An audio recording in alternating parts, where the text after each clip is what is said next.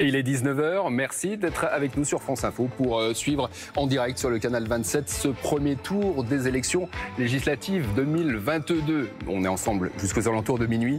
Le premier chiffre que nous pouvons vous donner, c'est celui de l'estimation de l'abstention grâce à nos partenaires Ipsos Sopra Steria.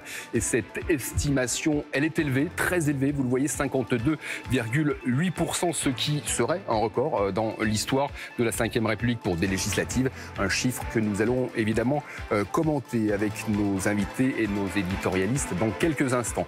Tout au long de cette soirée, nous allons retrouver nos envoyés spéciaux, les envoyés spéciaux de France Télévisions qui se trouvent dans les circonscriptions les plus emblématiques, là où va se jouer, là où peut se jouer l'avenir de l'Assemblée nationale, en tout cas pour ce premier tour.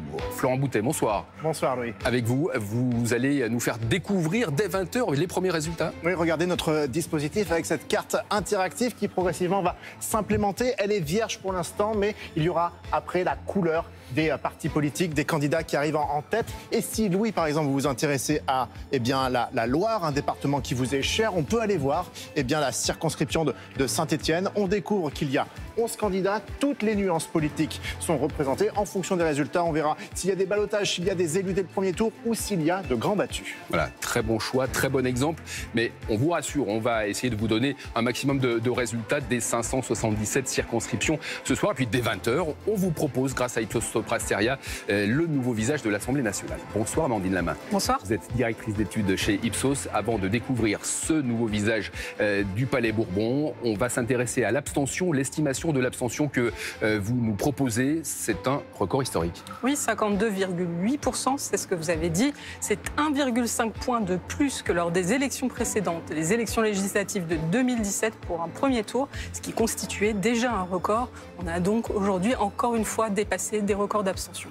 Et cette estimation, vous l'obtenez grâce au travail de tous vos enquêteurs, de toutes vos enquêtrices sur le terrain.